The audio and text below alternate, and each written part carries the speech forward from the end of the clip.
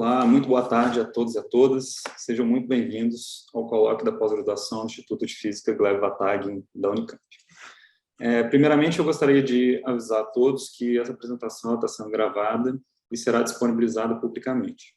Então, por favor, mantenham os vídeos e áudios desligados e, caso desejem se identificar, vocês automaticamente concordam com a divulgação pública da sua manifestação.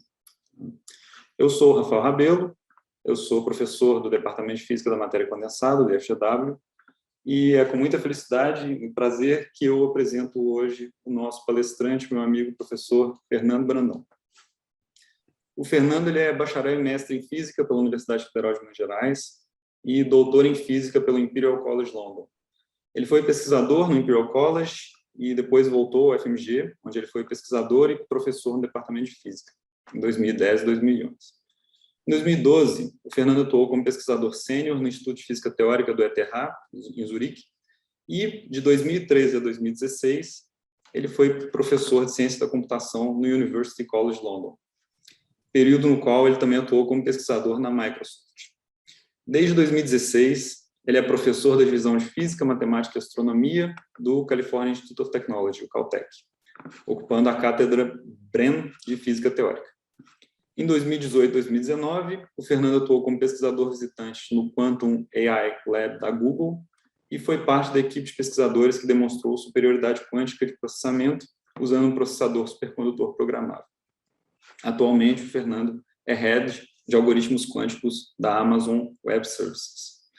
Fernando, muitíssimo obrigado por ter aceitado nosso convite. É um privilégio ter você aqui no FGW, mesmo que virtualmente.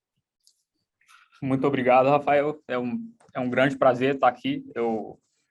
O Rafael tinha me convidado para participar de uma curso de inverno, eu acho, na Unicamp ano passado. Infelizmente, não deu para ir com a pandemia, mas fico feliz de estar aqui virtualmente com vocês e espero poder visitar a Unicamp, que eu nunca fui até hoje, em algum momento no futuro.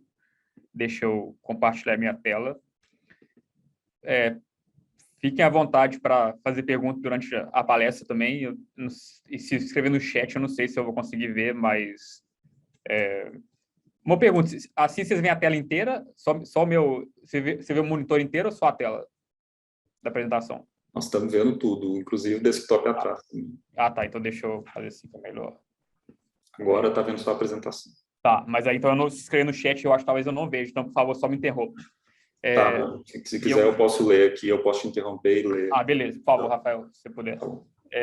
Então, eu quero falar sobre o que é o computador quântico, e vou falar um pouco para que serve o computador quântico e como a gente quer construir um. Vai ser uma palestra geral sobre o tópico. Para quem é expert na área, eu não sei se vai ter tanta coisa nova, mas espero que no final, pelo menos, tenha um pouco. Mas, por favor, fiquem à vontade de fazer perguntas quando vocês quiserem. Como o Rafael mencionou, eu trabalho no Caltech na Amazon Web Services. E, para começar em um slide, o que é computação quântica? O que a gente quer fazer é explorar as leis da física do mundo microscópico, que é regido pela mecânica quântica, para realizar a computação em modos novos e superiores aos que a gente tem hoje em dia com nossos computadores clássicos. E, como eu vou tentar argumentar, isso tem o potencial para ser um novo paradigma computacional, mas, ao mesmo tempo, é um enorme desafio científico e tecnológico construir o hardware quântico em grande escala, que é o que a gente precisa fazer para conseguir explorar esse novo paradigma computacional que a computação quântica oferece. E tanto a melhor maneira de construir um computador quântico como as aplicações mais significativas que a gente quer rodar nesse computador não são ainda totalmente desconhecidas, o que faz ser um campo de pesquisa muito interessante, mas ainda está bem no começo. Então, mecânica quântica, para quem não conhece, acho que a maioria de vocês conhece, mas só descreve a física do mundo pequeno, né? Quando a gente vai para o mundo microscópico, começa a estudar a física de átomos, fótons elétricos, quarks, etc. Não é regida pela mecânica clássica, é regida pela mecânica quântica. É uma escala muito pequena, né? Isso é uma figura para exemplificar. O tamanho de um átomo de hidrogênio, por exemplo, que a gente precisa usar a mecânica quântica para descrever, comparado a um ser humano de 1,5 metro de tamanho, por exemplo, o ator Danny DeVito, é a mesma que a diferença de escala entre esse ser humano e o tamanho do Sol. Então, você vê que a gente tem que ir para uma escala muito, muito pequena para ir para a mecânica quântica, e é por isso que, como eu vou mencionar brevemente, a física quântica tem fenômenos muito diferentes da física clássica, mas a gente só começou a descobrir eles há 100 anos atrás, quando a gente experimentalmente conseguiu acessar essa escala muito pequena. Então, qual é a unidade básica tanto da mecânica quântica quanto da computação quântica? E a gente vai usar esse nome algumas vezes na palestra, então eu queria esclarecer para quem não sabe. É o chamado de qubit. Isso é um análogo do bit, o bit é basicamente um sistema físico que tem 2 estados, 0 ou 1, né? Isso é também a unidade básica de processamento de informação nos nossos computadores. E na mecânica quântica a gente tem um conceito semelhante, mas agora a gente tem um sistema quântico de 2 níveis, que a gente chama de qubit, quantum bits. E pode ser, por exemplo, que você tem um spin e um elétron, por exemplo, e esse elétron pode ter um spin, né, e o spin vai ter 2 direções que pode rodar, horário ou anti-horário, de maneira não exatamente precisa, né, não é assim que o spin quântico funciona, mas pelo menos para ter uma ideia. Ou a gente poderia ter um fóton em polarização, em 2 diferentes estados de polarização, etc. E o que acontece é que, porque é mecânica quântica, o estado não é só 0 ou 1, o estado físico, quando a gente não mede, pode estar em uma superposição desses 0 e 1. Então, a gente tem um coeficiente alfa, está no estado 0, o coeficiente beta está no estado 1, e esses coeficientes eles podem ser complexos, um número complexo, mas a probabilidade importante é que quando a gente pega o valor absoluto deles e pega o quadrado, isso forma uma distribuição de probabilidade. Então, sempre que a gente vai no laboratório e tenta medir o estado desse qubit, a gente vai medir ou 0 ou 1, a gente mede 0 com probabilidade alfa ao quadrado, e a gente mede beta com probabilidade beta ao quadrado. E claro, né, isso é 2 números complexos que tem essa relação, isso forma uma esfera em 3 dimensões. Então, um qubit você pode visualizar como um ponto nessa esfera em 3 dimensões. Então, tem muito a ver com teoria da probabilidade aqui, né? Tem um bit determinístico, 0 ou 1, tem um bit probabilístico, tem uma distribuição de probabilidade sobre 0 e 1, e tem o bit quântico, o qubit, que também, de certa forma, é uma distribuição de probabilidade entre 0 e 1, mas usando amplitudes ao invés de probabilidade. E essa, talvez, a gente poderia achar uma pequena modificação, na verdade, tem grandes consequências para a física do mundo microscópico. A gente tem, claro, esse fenômeno da superposição que eu expliquei, mas também porque a gente usa amplitude em vez de probabilidade, a gente pode fazer interferência entre um sistema quântico, vários sistemas quânticos, e a gente pode fazer eles se correlacionarem de maneiras mais fortes do que a gente pode fazer com bits probabilísticos, isso que a gente chama de emaranhamento. Então, a pergunta é, a gente pode... Tem esses fenômenos quânticos que são bem diferentes do que a gente vê no nosso mundo macroscópico. Tem como a gente utilizar esses fenômenos quânticos para fazer tecnologia, né, para criar tecnologias novas. E isso, a gente ouve muito isso hoje em dia, né, por causa da computação quântica, criptografia quântica e etc. Mas, na verdade, já tem exemplos bem mais velhos de como a gente pode usar tecnologias quânticas, que a gente pode chamar de tecnologias quânticas do século passado, ou do século anterior. E isso é só para constatar que a mecânica quântica já foi fundamental para muitos avanços tecnológicos. Por exemplo, ressonância magnética só funciona porque a gente entende mecânica quântica das moléculas lá, ou laser, né, a gente tem que entender mecânica quântica da luz para fazer ele funcionar. E até o componente fundamental dos nossos computadores modernos, que é o transistor, que armazena esse 0 ou 1 nos nossos computadores. A gente precisou entender a mecânica quântica da matéria condensada para construir esse transistor. Mas, embora, né, a gente possa chamar isso de avanços tecnológicos devido à mecânica quântica, a gente não estava usando totalmente a teoria quântica. Na verdade, a gente queria entender a física desse dispositivo, da luz ou da matéria condensada, e de alguma maneira, operar eles da maneira mais clássica possível. Tá? Tipo, tentar controlar os efeitos quânticos o máximo que a gente pode, fazer eles ficarem tão pequenos como possível, e aí controlar de uma maneira fundamentalmente clássica nessas aplicações. E o que a gente quer fazer agora, talvez nesse século, é o contrário, é realmente usar as propriedades quânticas mais contra-intuitivas possíveis para o nosso avanço tecnológico. Mas antes de chegar lá, deixa eu discutir um pouco uma motivação para a computação quântica, e porque é uma ideia intrigante, e isso é uma constatação que a comunidade científica obteve nos últimos 100 anos ou mais de desenvolvimento da mecânica quântica, que a gente pode falar da seguinte maneira, que a mecânica quântica é difícil aprender, é difícil colocar em prática como físicos, mas também é difícil, de uma maneira mais precisa, é difícil computacionalmente. E deixa eu explicar o que quer dizer isso. Nesse gráfico aqui à esquerda, isso é um gráfico do uso do supercomputador do Departamento de Energia dos Estados Unidos por área. E aí você vê que a primeira área é Earth Environmental Science, ou Systems, ok? Muito uso lá. Aí a segunda é Química, a terceira é Ciências dos Materiais, a quarta é Energia de Fusão, a quinta é Física Nuclear, a sexta é Física de Alta Energia. Então você vê que uma grande fração do Departamento de Energia, do supercomputador do Departamento de Energia dos Estados Unidos e, em geral, dos supercomputadores que a gente tem no mundo, são usadas para simular, desculpa, isso aqui deveria ser simular sistemas quânticos grandes. E por que isso acontece? Isso acontece, bom, primeiro, claro, né, porque tem muito interesse em entender sistemas quânticos em diversas áreas, de ciências materiais, a química e até quando, não sei, você quer entender como fazer como modelar uma bateria mais eficiente ou como fazer um sistema de levitação, né, também tem muitas aplicações da mecânica quântica, geralmente a fronteira da física mais interessante na mecânica quântica atual é quando a gente tem vários sistemas quânticos interagindo fortemente entre eles, e o que acontece é que, até onde a gente entende hoje, tem vários casos especiais que a gente pode resolver de maneira mais eficiente, mas, no pior caso, o custo de simular um sistema quântico cresce exponencialmente com o tamanho do sistema.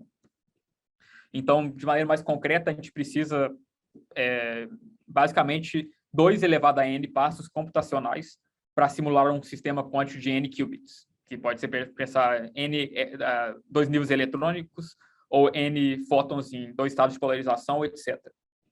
E isso é devido a esse fenômeno do emaranhamento que eu mencionei anteriormente.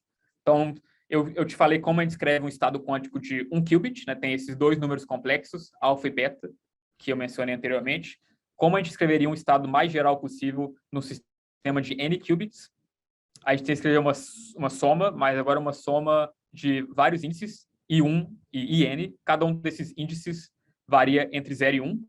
Então, agora você vê que a gente tem 2 elevado a n índices, e para cada variação desses para cada valores possível desse conjunto de índices, a gente tem um coeficiente complexo, que é esse C, I, 1 até IN. Então, a gente tem 2 elevado a n números complexos para descrever esse estado quântico, que é um número muito grande de fatores, né? Então, você vê esse crescimento exponencial do número de fatores.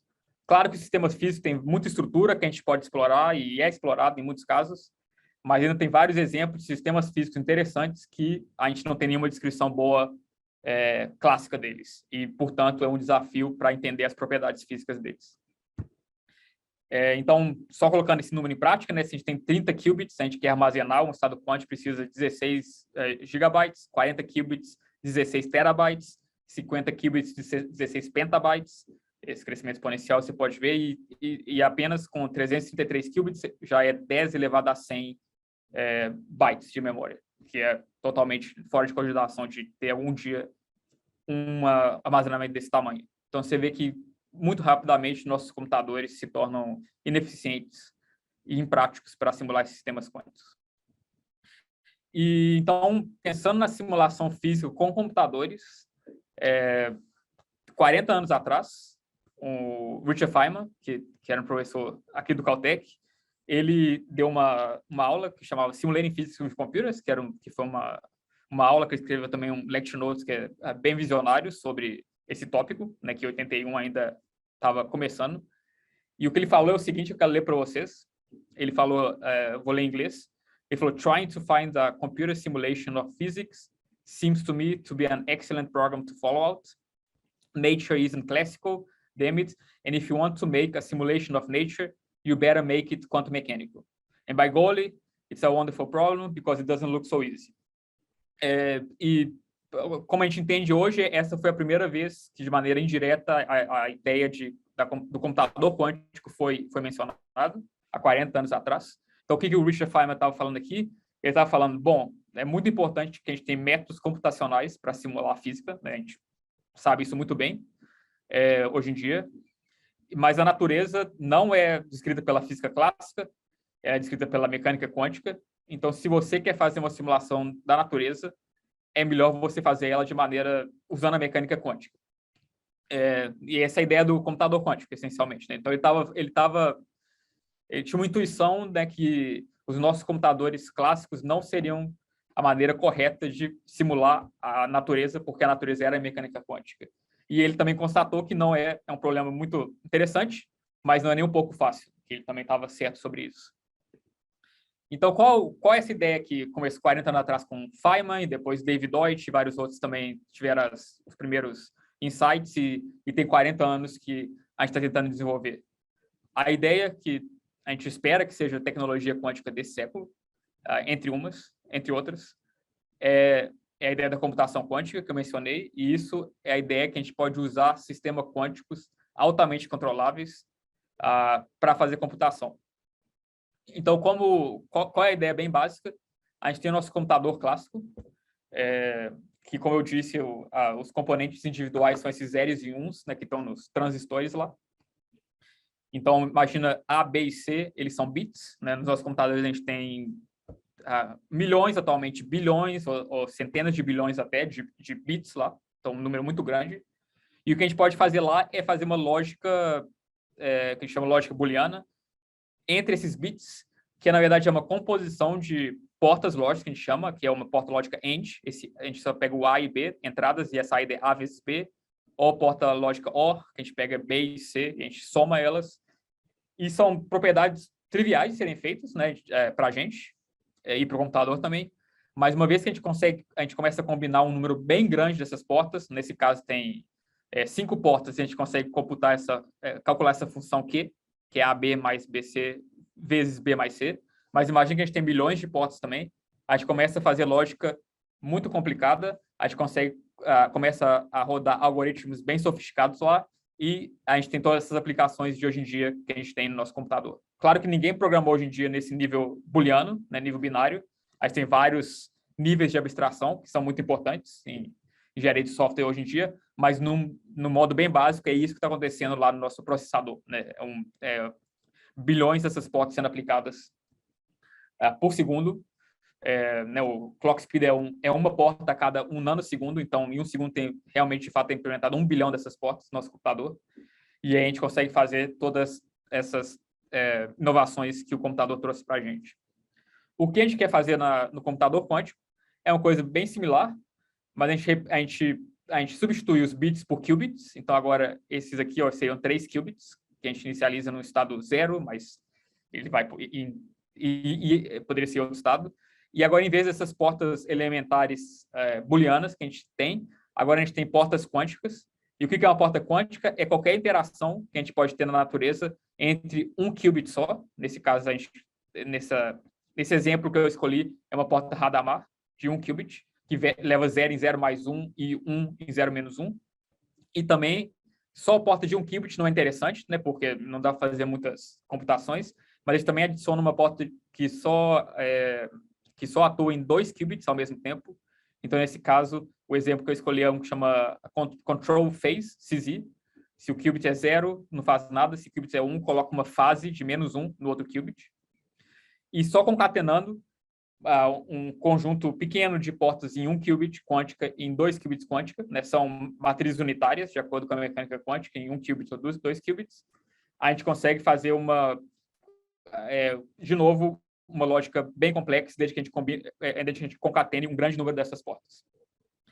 E o que é interessante é que, claramente, a gente pode reproduzir tudo que a gente tinha aqui. Bom, não é tão claro, mas a gente pode fazer a computação clássica reversível primeiro, e uma vez que a gente faz reversível, sempre tem portas quânticas que fazem a mesma ação que as portas clássicas.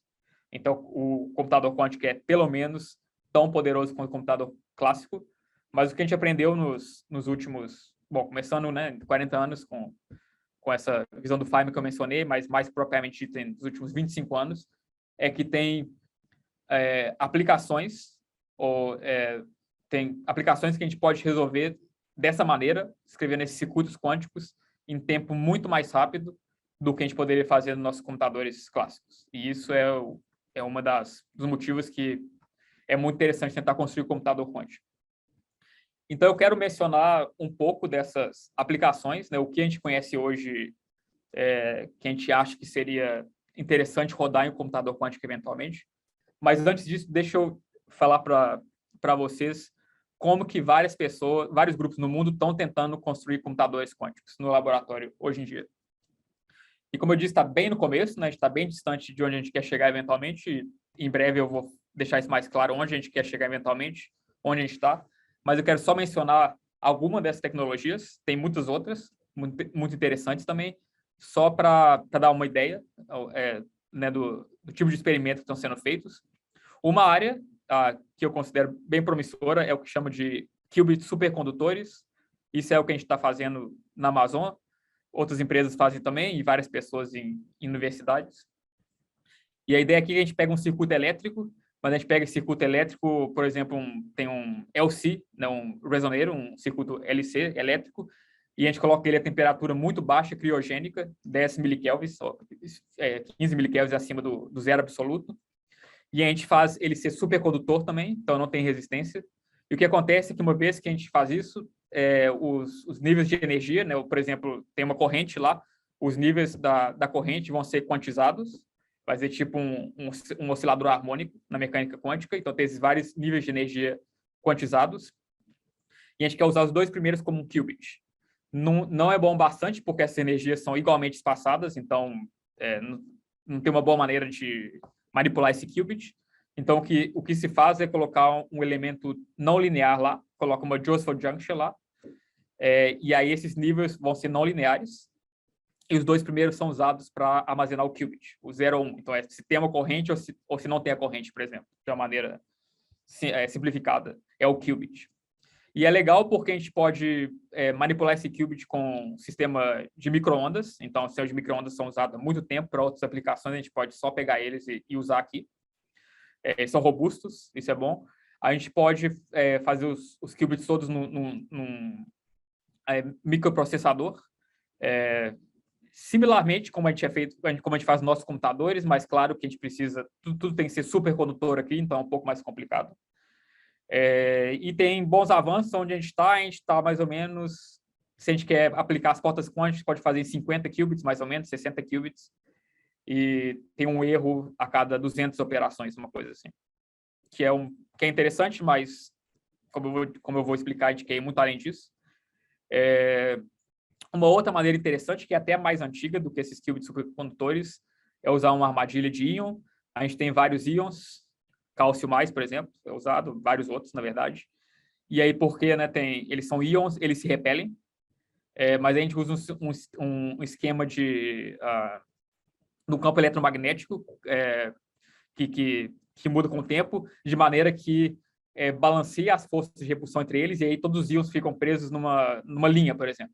Então, esses íons estão todos presos aqui para esse sistema eletromagnético, e aí eles podem mexer um pouquinho, mas eles estão em equilíbrio aqui. E a gente usa um sistema de laser, a gente usa 2 estados eletrônicos de cada um desses íons para armazenar o 0 ou 1, isso é o qubits. A gente usa laser para manipular o 0 para o 1. E aí, como são íons, né, e eles se repelem, tem a força de Coulomb, quando um mexe um pouquinho, o outro mexe um pouquinho também, e esse nível vibracional deles é o que a gente usa para aplicar uma porta quântica de 2 níveis. Então, essa ideia vem de, acho que, 94, primeiro trabalho do Cirac Zoller, e vários grupos têm trabalhado nisso desde então. E a gente, de novo, em termos de número de qubits, Depende, pode fazer, mas se for implementar porta quântica, está mais ou menos 10 a 20 por aí, esses são os experimentos que tem. E as portas quânticas você pode implementar mais ou menos uma a cada 50 ou 100 e tem um erro. Então, é mais ou menos parecido, mas tem umas diferenças pequenas. E de novo, tem companhias, tanto companhias como grupos e universidades que trabalham nessa área e estão esperançosos que dê para também continuar melhorando mais e mais esse sistema com o passar do tempo. E dois exemplos, deixa eu só passar rapidamente, também tem outro sistema atômico, mas você usa átomo no estado de Rydberg, e você usa uns tweezers, um sistema de tweezers para aprisionar cada um deles, que dá muita flexibilidade onde você coloca eles no espaço. Isso aqui é um grupo em Paris que colocou eles no formato da Torre de Eiffel, pode colocar em muitos outros formatos. Você usa laser de novo para manipular eles. Ou você pode usar até fótons, você usa fotônica, mas fotônica em silício, por exemplo. Então, você coloca vários waveguides para esses fótons, aí você tem alguns single photon sources, né, que vai gerar um fóton de cada vez, tem que detectar esses fótons no final. Fótons são bons, porque eles não interagem muito, né, então, uma vez que eles estão lá no seu optical waveguides, não tem muito ruído. Ruído é sempre um grande problema em computação quântica, como eu vou explicar. Também é um desafio, porque para produzir esses single photon sources, isso é um desafio grande, a gente não tem uma boa maneira de fazer isso. Para fazer ele se emaranhar no começo também é um desafio, mas tem, de novo, companhias e grupos universitários que estão trabalhando nessa área. Então, está bem no começo ainda, tem várias apostas na mesa, e eu acho que realmente não dá para saber ainda qual dessas vai emergir como vitoriosa, ou se até vão ter várias que vão se emergir como vitoriosas, mas todas são interessantes e vale a pena investir nelas. Então, voltando ao que eu tinha mencionado, por que a gente acha que, eventualmente, assim, por que a gente quer construir um computador quântico, né? Mesmo sendo um desafio grande, a gente acha que, uma vez que a gente, eventualmente, obter vai ser uma tecnologia útil para a sociedade. Isso é porque, mesmo a gente não tendo computador ainda, né, que faz com que o nosso entendimento das aplicações possíveis desses computadores seja bem limitado, a gente já sabe só do nosso trabalho teórico de algumas aplicações bem interessantes da tecnologia. Eu quero mencionar algumas delas. Então, eu vou mencionar a área, eu vou mencionar o problema, vou mencionar quantos qubits nossa estimativa de hoje em dia fala que a gente precisa para resolver essa aplicação. O número de qubits vai ser surpreendentemente baixo quando a gente pensa o quanto de bits a gente precisa, né, nos nossos computadores para fazer tudo o que eles fazem. Isso mostra que tem esse crescimento exponencial ou esse aceleramento exponencial possível na mecânica quântica é muito poderoso. Mas tem um que eu chamo de catch aqui muito importante, que é que eu vou assumir aqui que esses qubits são perfeitos, não tem nenhum ruído. E isso é uma abstração que não acontece no mundo real. Então, a gente vai ter que revisitar essa questão do número de qubits em breve, mas no momento eu quero só explicar para vocês, assumindo isso, que os qubits são perfeitos.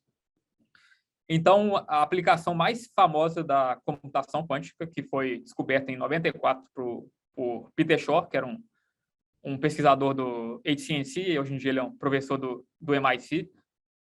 O que ele descobriu é que o protocolo de criptografia mais usado no mundo nos últimos 20 anos, que é chamado de RSA.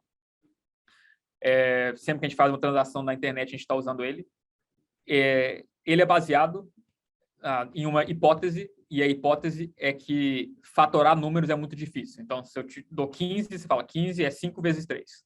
Isso é bem fácil, né? Mas se eu te dou um número com 2.048 dígitos e eu te falo, esse número é a multiplicação de dois números primos, me fala quais são os dois números primos. A gente não tem nenhuma maneira de resolver esse problema eficientemente nos nossos computadores. O melhor método que a gente tem, ele é exponencial na raiz cúbica dos números de dígitos. Então, para um número de dígitos com 2.048, para um número com 2.048 dígitos, isso já requer o tempo do universo para resolver, no pior caso. E assumindo que fatorar números é muito difícil, a gente consegue provar que esse protocolo público de criptografia, chamado RSA, ele não pode ser quebrado. E, na prática, ele não é quebrado hoje em dia. A gente usa ele o tempo todo e, claro que sempre tem algumas sutilezas que podem ser exploradas, e algumas vezes são exploradas para quebrar algumas instâncias dele. Em geral, ele é bem seguro e ele funciona bem.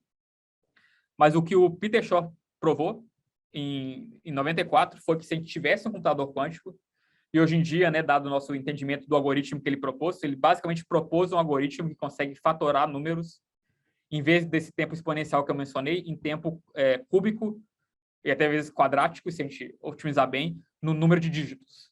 Então, isso é bem rápido, né? Então, por exemplo, com apenas 6.000 qubits, a gente conseguiria fatorar um número de 2.048 dígitos. E dessa maneira quebrar RSA com 2.048 dígitos.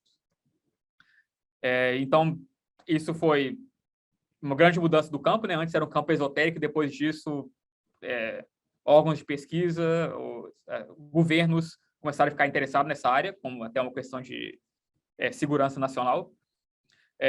Claro que tem maneiras de melhorar a criptografia e não usar RSA, e muita gente pesquisa nisso, é chamado de Post-Quantum Cryptography, apesar que não tem uma solução totalmente segura e efetiva ainda, até onde se sabe, mas isso é uma das aplicações. Uma outra aplicação, e aqui é tanto em física e química como em ciências materiais, eu dei exemplos, é essa visão do Feynman, voltando a ela, né? Então, se a gente tivesse um computador quântico, pelo menos a gente seria uma máquina muito útil para simular sistemas quânticos complexos, e tem vários problemas em aberto em simulações de sistemas quânticos abertos, que são importantes, claro, para a ciência, mas também para a tecnologia, e a gente conseguiria fazer avanços lá. Então, por exemplo, com 200 qubits, tem um exemplo que a comunidade tenta otimizar muito, que é usado como um dos exemplos da utilização do computador quântico, que seria simular essa molécula chamada FeMoco. Essa molécula é encontrada em algumas bactérias, e essas bactérias, essa molécula é a parte crucial num processo chamado nitrogenase dessas bactérias, que transforma nitrogênio em amônia. E isso é o mesmo projeto que a gente quer fazer, por exemplo, para catalisadores, quando a gente tem para fertilizantes. A gente faz de uma maneira que é bem ineficiente de ponto de vista energético, e as bactérias conseguem fazer de uma maneira bem melhor. Então, claro que tem muito interesse em química, em estudar essa molécula, FeMoco, tentar entender ela melhor. Aqui está o desenho dela, mas porque ela é grande e porque os átomos delas interagem de maneira muito forte, os nossos computadores não conseguem simular ela muito bem. Então, ela está ainda fora de alcance para o que a gente consegue fazer hoje em dia. E a gente espera que, com o computador quântico, até com só 200 qubits, seria o bastante para ter uma simulação dessa molécula a partir de, a gente chama de ab initio methods, né? do método ab initio, então sem nenhuma aproximação, e uma possível aplicação, apesar que a gente não tem certeza, né, seria que, a gente pode, por exemplo, entender essa molécula melhor e, dessa maneira, tentar criar um fertilizante melhor, né, do ponto de vista energético. Então, claro que isso é um longo processo para acontecer, mas isso é só um exemplo como em várias indústrias é interessante tentar entender moléculas melhores, ou, nesse caso, isso é um modelo, né, a gente quer entender simulação de supercondutores em alta energia. Basicamente, algumas pessoas acham que entender um modelo que chama Fermi-Hubbard é a maneira de entender esses supercondutores em alta energia, mas nossos métodos computacionais também não conseguem entender o diagrama de fase do Fermi-Hubbard model. E começando com 70 qubits, mas claro, com mais a gente conseguiria, por exemplo, entender esse modelo de maneira melhor que a gente pode fazer clássico. Esses todos são o que a gente espera ser algoritmos ou aplicações onde o computador quântico dá um ganho exponencial com relação aos métodos que a gente tem clássico, para um número muito maior de problemas, e geralmente problemas em otimização ou em logística, e finanças, etc., ou até machine learning. A computação quântica deve ajudar também, a gente tem exemplos onde ela ajuda, mas é um aceleramento menor, um aceleramento quadrático, um aceleramento polinomial em geral. Mas, se a gente tivesse qubits perfeitos e se o tempo para executar uma porta quântica fosse o mesmo que uma porta clássica, ainda seria significativo. E aqui estão alguns exemplos para em learning, ou quando você quer ordenar uma lista, ou quando você quer procurar um item, a gente poderia também ter esse tipo de ganho quântico. Deixa eu ver como está o tempo. Deixa eu passar um pouco, eu ia falar um pouco mais sobre detalhes, mas deixa eu passar por causa do tempo. Bom, então esse é o slide que eu apresentei, mas vamos agora discutir um pouco esse que eu falei do sketch, né, que a gente assume qubits perfeitos, né? Geralmente quando a gente pensa no algoritmo quântico, como a gente pensa, a gente escreve um circuito quântico que resolve o problema. Aí a gente tem uma análise do tempo desse algoritmo, né? A gente só conta o número de portas. Mas geralmente quando a gente está pensando nisso, a gente só pensa as portas são perfeitas, né? Mas na realidade as portas não são perfeitas, tem ruídos em todas elas, porque é muito difícil isolar sistemas quânticos. Então, como a gente faz com ruído? Bom, tem uma solução, a gente consegue, vamos tentar construir portas quânticas e qubits que tem menos e menos ruído, mas isso, eu não mencionei, mas para resolver, por exemplo, essa aplicação em criptografia, a gente precisa de 6.000 qubits, mas a gente também precisa de 1 milhão de portas quânticas. Então, a gente tem que inventar 1 milhão de portas... Peraí, deixa eu pensar. Não, acho que é mais. Eu esqueci esse aqui. Deixa eu falar um outro que eu sei, esse, que é o mínimo. O mínimo de portas quânticas que é para essa aplicação em ciências materiais, e é mais ou menos 100.000 portas quânticas. Então, 100.000 portas quânticas quer dizer que, para a gente não ter nenhum erro, né, a gente precisa ter um erro a cada 100.000. Então, erro por volta de 10 elevado a menos 5, né, por cada porta quântica.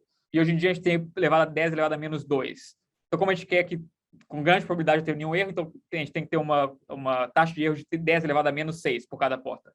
Então, você vê que tem pelo menos 4 ordens de magnitude que a gente tem que melhorar nossas portas quânticas para chegar nessa aplicação. E essa é só a primeira. Aqui em criptografia é mais 6 ordens de magnitude ou 7 ordens de magnitude. Então, tem um gap muito grande entre o que a gente consegue fazer no laboratório hoje em dia e aonde a gente quer chegar. E claro que a gente pode esperar, eventualmente, construir portas melhores, e o transistor, na verdade, não tem erro lá. A gente não precisa de correção, a gente não precisa fazer nada dos transistores, só resolvem. Mas parece um pouco improvável que vai ser a mesma coisa na computação quântica, até onde a gente entende hoje em dia. Tem uma outra abordagem, e essa é a abordagem que eu acho que terá que ser usada se a gente quer construir um computador quântico, eventualmente, que é usar o que a gente chama de correção de erro quântica. Isso é uma ideia que é usada em tecnologia hoje em dia também. Então, a ideia de correção de erro não é uma ideia quântica, é uma ideia que começou na física clássica. E eu posso explicar ela bem facilmente na física clássica, como eu vou fazer agora. E a ideia, nos dois, tanto clássico quanto quântico, é que a gente quer proteger a informação de ruído, de erros, que acontece por causa de interação do sistema com o ambiente deles. Mas a gente quer fazer isso não isolando o sistema totalmente do ambiente, mas usando redundância na maneira que a gente codifica a nossa informação. Então, imagina o que é chamado código de repetição, que é o código de correção de erro mais simples que existe. Imagina que a gente tem um bit, que é ou 0 ou 1, e a gente quer proteger esse bit do ambiente. Mas o ambiente faz com uma pequena probabilidade o 0 virar 1 e com a pequena probabilidade o 1 virar o 0. Então, se a gente só deixa esse qubit como 0 ou 1 lá no nossa memória, com essa probabilidade pequena, vamos chamar de epsilon, ele muda e a gente nunca sabe, e já era, né? A gente não tem como corrigir esse erro. Então, com a probabilidade epsilon, você falha, você perde a sua informação, tem um erro. Mas imagine de, em vez de codificar 0, a gente codifica 5 zeros. Em vez de codificar 1, a gente codifica 5 1s. Então, agora, se um dos bits mudar de 0 para 1, a gente ainda sabe qual era a informação que a gente tinha lá, porque a gente vai ver que tem 4 zeros ainda. E mesmo se 2 dos bits mudarem de 0 para 1, a gente ainda sabe qual era, porque ainda vai ter 3 zeros nesse caso, ainda vai ter 3 1s nesse caso. Então, se o erro for independente de um bit para o outro, você vê que agora, em vez de ter um erro com probabilidade epsilon, você só vai ter um erro com probabilidade epsilon elevado a 3, né? Porque você precisa de 3 erros acontecerem. Então, você tem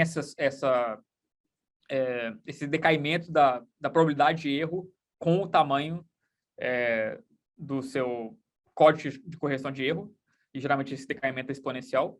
Então, a gente fala que agora isso que a gente chama de um qubit lógico, um bit lógico, e esse bit lógico é construído através de 5 bits clássicos, bits físicos, nesse caso.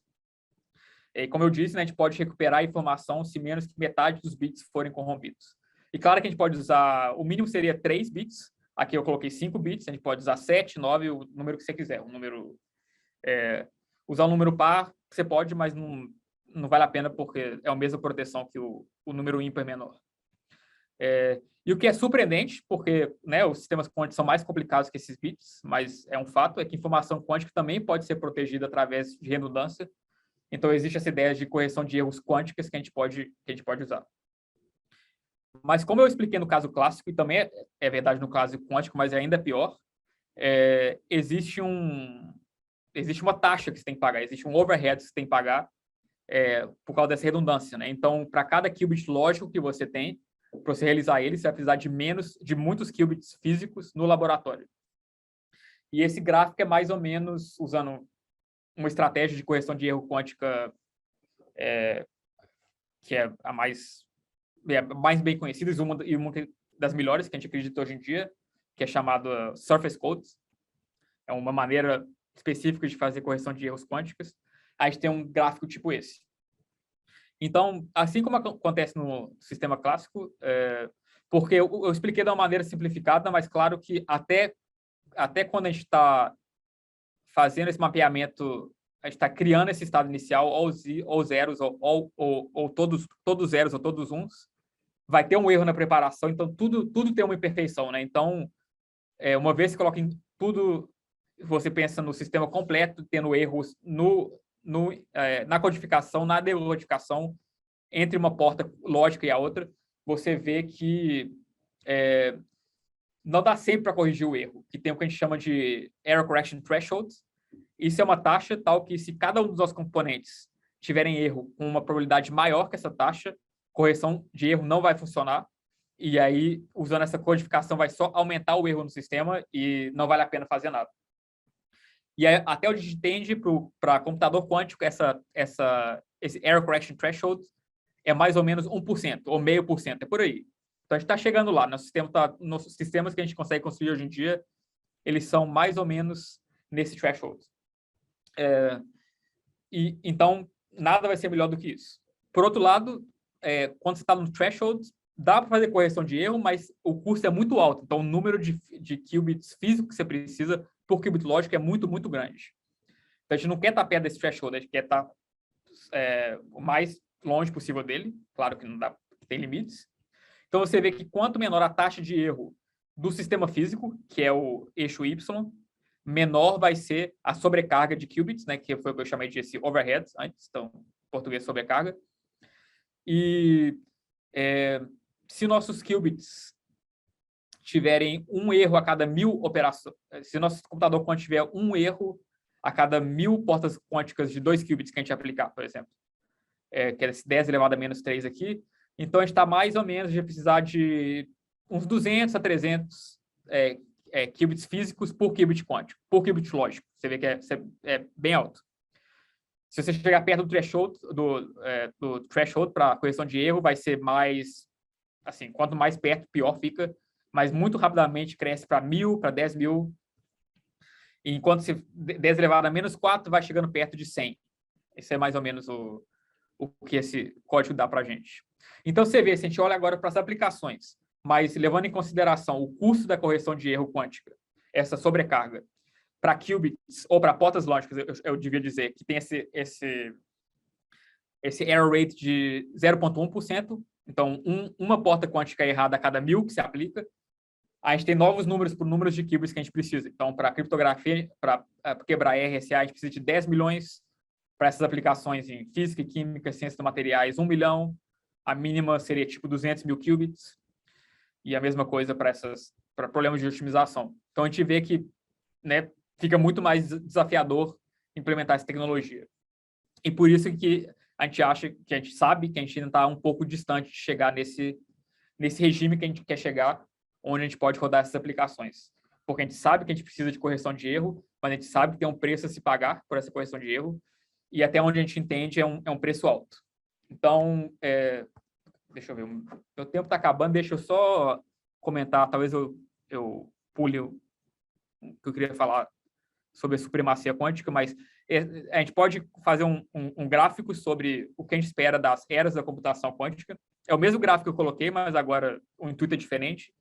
Vamos pensar aqui no error rate das nossas portas quânticas lógicas, né, de 10% até 10 elevado a menos 4. Isso aqui é o número de qubits que a gente tem. Então, tem várias eras que a gente pode chamar. A primeira, onde a gente estava até muito recentemente, é uma era onde os números de qubits são tão pequenos ou o erro é tão grande que existem métodos muito bons no nosso computador para simular esses sistemas quânticos. Então, né, não tem como o computador quântico trazer nenhuma vantagem computacional. E qual é a transição? Para qubits perfeitos, isso acontece mais ou menos até 40, 50 qubits. Né? Tem esse crescimento exponencial, com 40, 50 qubits, já começa a ficar fora de cogitação simular esses sistemas quânticos. Claro que, né, tem novos métodos vão sendo desenvolvidos todo o tempo, etc., mas não vai passar de 50, 60, né? Até onde a gente entende. Aí tem uma transição que é chamada essa supremacia quântica, que talvez eu fale um pouquinho sobre ela. Aí depois tem uma outra área, que é de 50, 100 qubits até... A gente não sabe ainda quantos qubits, mas é essa área onde a gente não pode fazer correção de erro quântica ainda, mas o número de qubits já é grande o bastante que a gente não consegue simular o sistema classicamente. Então, é uma área incógnita que a gente quer entender melhor e que algumas pessoas estão esperançosas que talvez já tenham algumas aplicações iniciais do computador quântico, e pode ser que seja verdade, mas a gente não sabe ainda. Mas a gente não pode rodar ainda as aplicações que a gente conhece hoje em dia, porque para as aplicações que a gente conhece hoje em dia, a gente precisa do número de portas quânticas muito grandes e não tem como implementar eles sem correção de erro, porque a gente não espera que as portas quânticas que a gente implementa no laboratório sejam tão precisas assim. E a gente sabe que, né, mais ou menos como eu disse, de 100 mil a 1 milhão, e isso vai variar, depende muito da nossa evolução na teoria de correção de erros quânticos também. A gente eventualmente vai chegar nessa área 4, onde a gente tem computadores quânticos com correção de erros, e a gente pode rodar várias aplicações que a gente já conhece e a gente espera que a gente encontre muitas outras aplicações também. Então, isso é a jornada que a gente tem que fazer. E a gente está bem aqui. A gente começou a ter hardware quântico que a gente não consegue simular. Isso é chamado de supremacia quântica, que foi um experimento do Google, que o Rafael mencionou de 2 anos atrás. E a gente vai ficar um bom tempo aqui em 3 e a gente espera, né, chegar em 4 em algum momento. Então, eu quero deixar uns tempos para pergunta, então eu vou passar isso. Também eu vou pular um pouco, que eram isso. Eu quero só mencionar, né, porque eu sou professor no Caltech, mas também agora eu estou coordenando a parte de teoria no novo iniciativa da Amazon, que é o chamado AWS Center for Quantum Computing. E eu coordeno a parte teórica, e o meu colega Oscar Painter, que também é professor do Caltech, coordena a parte de hardware do experimento. Então, a gente tem um projeto de R&D em computação quântica. É localizado no campus do Caltech, a gente acabou de mudar para o prédio mês passado. Eu estou finalmente na minha sala lá. E nosso objetivo é tentar chegar nessa área 4, né, que a gente sabe que não é nem um pouco fácil, mas é isso que a gente quer fazer. Então, o objetivo de longo prazo do projeto é construir um computador quântico de impacto prático. A gente não sabe quando a gente vai conseguir fazer isso, mas a gente está comprometido a tentar. E a gente tem algumas vagas, e se tiver interesse, por favor, me procure. Então, deixa eu só concluir. Computação quântica tem potencial para ser um novo paradigma da computação, como eu tentei argumentar. Tem muitos desafios no caminho. Tem também muito exagero hoje em dia, né, quando a gente lê sobre a área. Claro que tem muito interesse, é bom que tem muito interesse, tem muito exagero. A gente tem que manter nossas perspectivas realistas, né? Então, não é uma maratona, não é uma corrida de 100 metros que a gente quer fazer. E para terminar, a gente esquece, né, mas esse gráfico eu só queria mostrar qual foi a evolução dos nossos computadores clássicos, né? Hoje em dia, eles são tão poderosos, né, que a gente esquece que foi um longo prazo para chegar neles. Então, a ideia do tubo de vácuo, né, que foi a primeira maneira que a gente tentou construir o computador clássico, foi de 1906. O primeiro computador construído usando esse tubo de vácuos, que foi usado para quebrar alguns códigos na Segunda Guerra Mundial, ENIAC, demorou 40 anos para ser construído, depois da primeira, né, que a gente pode chamar a maneira de codificar o bit aqui. Depois teve uma maneira melhor em 47, foi o transistor. Depois de descobrir essa maneira melhor de codificar, de armazenar o bit, demorou quase 10 anos para o primeiro computador feito de transistores, que ocupava uma sala inteira, que foi esse TX0. E depois, né, começou o circuito integrado, demorou mais de 10 anos para essa ideia do circuito integrado, que é crítica também para nossos computadores de hoje em dia. Em 71, a gente teve um computador com 2.000 transistores. Em 95 foi quando a gente começou a ter milhões de transistores. E até chegar hoje em dia, onde a gente tem, né, bilhões de transistores. Então, tem aí mais de 100 anos de desenvolvimento. E talvez demore o mesmo tanto para a computação quântica, a gente não sabe. Então, é um ótimo desafio para se ter, mas desenvolver uma tecnologia nova demora, normalmente. E a gente tem que ser realista com relação a isso. Então, vou terminar aqui e ficarei feliz de responder qualquer pergunta que vocês tiverem. Obrigado. Fernando, muitíssimo obrigado pelo seminário, cara, excelente. Nós já temos algumas mãos levantadas aqui. Vou começar pelo professor Gustavo Wiederhecker. Gustavo, por favor. Oi, Fernando, prazer em conhecê-lo aí. Obrigado pela excelente palestra aí, dessa visão para a gente do que vocês estão fazendo. A minha pergunta vai bem alinhado com o que você ponderou por último aí, né, nessa questão da escala de tempo. Eu senti assim que você fala sempre com muita ponderação, né, sobre a possibilidade de a gente alcançar, né, esses patamares de taxa de erro, mesmo usando surface codes, né, necessários para a gente resolver os problemas relevantes que você exemplificou aí, né, de que você precisa de milhões aí, em alguns casos de qubits lógicos. E se você ler os press releases que vem saindo ultimamente, né, das grandes empresas, inclusive alguns ligados à Amazon, você sente um tom bem mais otimista, né, com escalas de tempo, né, com algumas promessas de computadores com vários milhares de qubits lógicos e talvez até centenas de milhares nos próximos anos, aí, né, diria uma década talvez. Como que você, né, estando aí dentro do núcleo da coisa, aí você vê esse contraste aí, né, entre essa realidade que você acabou de enfatizar e esse otimismo que existe na perspectiva das empresas, né? E como é que vocês lidam com isso, né, internamente? Porque eu imagino que tem também a pressão da própria empresa em querer entregar esses resultados, né? As empresas querem tornar isso uma realidade, assim como nós, mas tem esse contraste aí entre o desafio e o que se sonha, né, de fato. Se você puder comentar sobre isso, obrigado. Sim, claro, ótima pergunta, Gustavo. Bom, assim, sobre...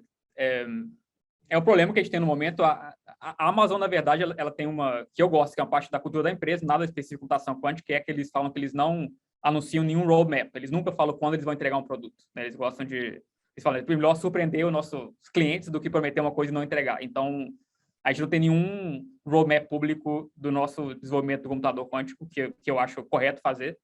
Várias outras companhias têm, né? E, de fato, lá, assim, Google, por exemplo, fala que no final da década eles querem ter um computador com 1 milhão de qubits, né? E até umas startups, elas têm até timelines muito mais agressivos que eu não acho que são nem um pouco realistas, né? Então, parte disso é o problema que tem essa...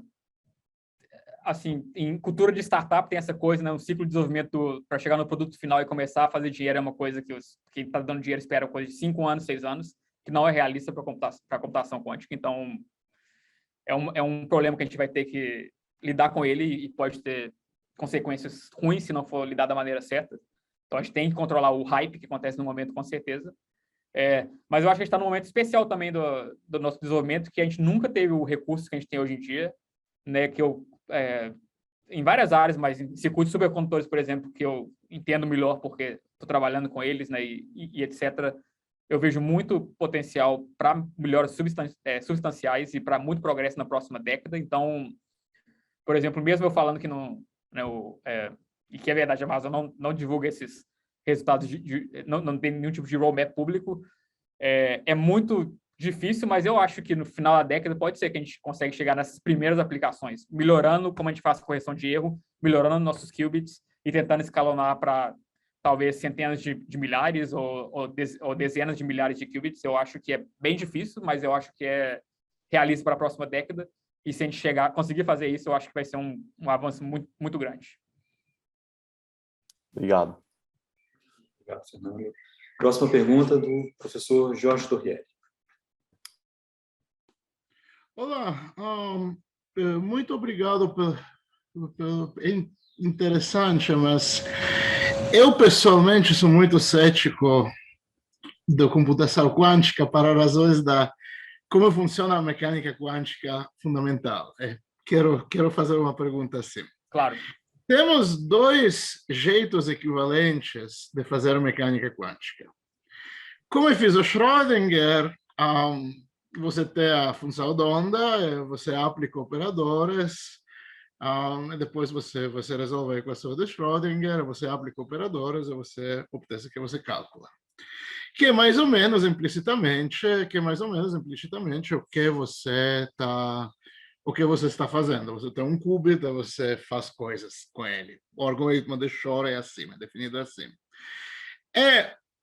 O que fez Heisenberg antes de Schrödinger você escolhe um operador e, através de relações de comutação, você deriva uma equação de modo para o operador, entendeu? Uhum. Para todos os sistemas mais complicados que o oscilador harmônico, por exemplo, para todos os sistemas não integráveis, o método de Schrödinger é bom porque você pode fazer aproximações, teoria de perturbação, método variacional, etc., que funciona muito bem no ground state. Depois, para estados superiores, eles deixam de funcionar. Com o método Heisenberg, você vê por que eles deixam de funcionar. Eles deixam de funcionar porque qualquer operador você escolha, você vai ter uma equação não linear que vai ter um regime caótico. Essa equação é, por exemplo, um correlador, sabe? A probabilidade de medir isso quando nós iniciamos com isso. É uma distribuição de probabilidade definida com correladores. Agora, desculpa a introdução longa, porque aqui chegamos para você. Você tem um sistema clássico altamente não linear, com esses qubits, no Heisenberg, no Heisenberg Picture, no jeito do Heisenberg, você vai ter uma distribuição de probabilidade inicial de qubits, correlador, qual é a probabilidade de medir qubit 1 com qubit 2, qual é a probabilidade de ter qubit 1 ser 0, qual é a probabilidade, são todas probabilidades. Então, você pega esses correladores, você faz evolver eles em um sistema altamente não linear e depois você mede. Isso aqui não é correção de erros, porque você tem uma incerteza desde o início, entendeu? E me parece que com o número, sendo que essas equações são altamente não lineares, são altamente não lineares, eu não vejo como uma coisa assim pode dar prova, sendo que na mecânica quântica é probabilística, eu não vejo como você não vai ter probabilidades exponenciais desses correladores se randomizar. E lá você tem o problema que a vantagem computacional vai embora. Usualmente, os algoritmos, toda vez que eu vejo esses algoritmos de Shor, etc., eles parecem ser formulados no Schrödinger Picture, que formalmente tudo bem, mas eu acho que um pouco esconde esse tipo de coisa. No fim, vai ser um sistema muito, muito complicado, muito, muito não linear e probabilístico. O Giorgio, perdão, nós temos uma longa fila de perguntas. Sim, terminei. Você poderá sintetizar? Eu posso comentar sobre. Obrigado pelo comentário. Bom, deixa eu fazer algumas observações. O primeiro é que você não está sozinho em ser céticos com relação a se os computadores quânticos um dia vão poder ser construídos ou não. Né? Muita gente, por exemplo, não tantos físicos, mas muitos cientistas da computação, por exemplo, né, eles tinham as suas dúvidas e ainda têm suas dúvidas. Por pontos parecidos, não sei se eu entendi totalmente. Bom, primeiro, a gente pode formular a computação quântica toda na visão de Heisenberg e tudo funciona, né? Não é sobre só visão, elas são totalmente equivalentes, mas eu acho que a pergunta é mais se você tem algum receio que vai se tornar mais e mais difícil de controlar esses sistemas quânticos e correção de erro não vai ser bastante e não vão funcionar em alguma escala. Até onde a gente entende, porque correção de erro é uma etapa. A próxima etapa é o que a gente chama de fault tolerance, né? Que é tolerância a erros. E isso a gente entende bem. Se a mecânica quântica está correta, a gente tem argumentos que vale a pena ler eles para entender melhor como funcionam, que se todos os componentes, em qualquer momento, cada componente, cada preparação de estado, cada porta, cada medida, sempre todos tiverem um pouco de erro, desde que esse erro seja menor do que um threshold, funciona, a gente consegue concatenar e criar um computador quântico com poucos erros no nível lógico. Então, esse tipo de resultado, eu acho que vale a pena para ver como ele alinha com a intuição que você tem. Agora, pode ser um dos pontos da computação, de construir um computador quântico, a gente nunca tentou mecânica quântica nessa escala que a gente quer construir, né? Nesse nível de precisão que a gente quer construir. E pode ser que alguma coisa aconteça lá. Mas se acontecer, eu acho que vai ser ótimo para a ciência. A gente vai descobrir uma nova coisa sobre física que a gente não conhece ainda, e a gente vai ter que modificar a mecânica quântica de uma maneira ou outra. Mas se a mecânica quântica, como a gente entende, está correta em qualquer escala, quando a gente tem muitos qubits, quando a gente aplica muitas portas bem precisas lá, e se a gente conseguir fazer cada um dos componentes individuais ser preciso bastante, e preciso bastante é tipo um erro em 1% ou um erro em a cada 1000 vezes que a gente aplica ele, alguma coisa assim, então até a gente entende que o computador pode ser construído. Mas isso é um bom tópico para uma conversa mais longa, vou terminar aqui, mas ficaria feliz de conversar em alguma outra instância sobre isso. Obrigado. Próxima pergunta do professor Carlyle Lavor. Acho que está mudo.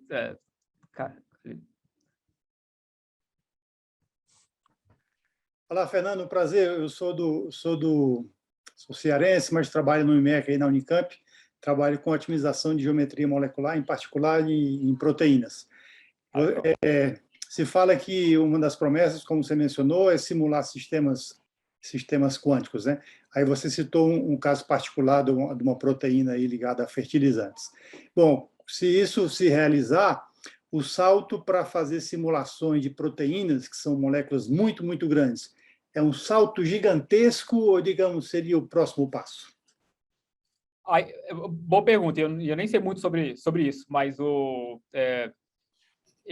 acho que isso ainda é um pouco vago no momento, mas eu acho que a esperança é que você pega uma proteína grande, aí você pode tratar com DFT ou método que você quiser, mas aí você pega alguns componentes dessa proteína, por exemplo, uma molécula mais difícil, onde, né, os átomos interagem de maneira mais forte, e essa você trata no computador quântico, tipo, sem nenhuma aproximação, e aí isso é uma parte do algoritmo maior que você usa para proteína, por exemplo. Então, eu acho que seria... Claro que, eventualmente, você pode ter um computador quântico que trata a proteína inteira de maneira quântica, mas vai precisar de um número de qubits muito maior, né? Então, mas, ao mesmo tempo, até onde eu entendo, não parece ser necessário. Parece que se você só conseguir, né, nas partes mais difíceis da proteína, pegar as moléculas mais difíceis de serem simuladas lá classicamente e usar o computador para essas moléculas, já seria o bastante para ter uma descrição melhor.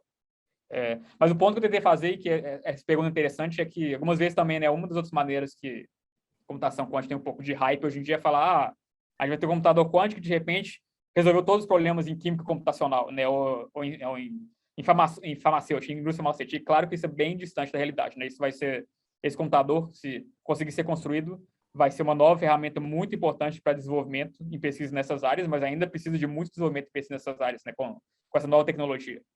Como acontece, a gente tem os computadores de hoje em dia, que são muito úteis, mas eles não resolvem os problemas totalmente, né? Ainda precisa dos pesquisadores, ainda precisa de novos métodos, etc. E acho que vai ser a mesma coisa aqui. Obrigado. Obrigado. Nossa próxima pergunta é do professor Marco César de Oliveira. Oi, Fernando. Primeiramente, eu gostaria de agradecer, né, por você ter aceito aí o nosso convite. Infelizmente, não pôde participar, né, da escola. Ela acabou acontecendo semana passada aí, né, de forma virtual. Foi um evento bastante interessante. Bom, mas o que eu queria perguntar, né, que você falou dos computadores, né, universais, né, digitais, e a gente sabe que, na verdade, né, talvez a aplicabilidade dele em termos de algoritmos, assim, ela não é tão extensa, né? A gente tem aí alguns problemas, classes de problemas que são tratáveis, né, nesses computadores mais eficientemente do que o computador clássico, Mas, claramente, a ideia inicial que se tinha lá do Feynman de simulação de um sistema quântico aí obviamente, que eu ainda acho que é o grande ganho, né, que se tem. Mas uma outra coisa, né, que você não mencionou, e eu queria saber a opinião, né, particular sua, a respeito dos computadores analógicos, né, sistemas, por exemplo, como da D-Wave, que realiza aí tarefas de otimização e, em princípio, né, isso parece ter uma certa perspectiva aí interessante. Eu sei que vocês até da Amazon também oferecem, né, essa plataforma, né? Então, mas queria saber a sua opinião. Claro, obrigado pela pergunta, Marcos. Bom, esses são chamados de simuladores quânticos, né?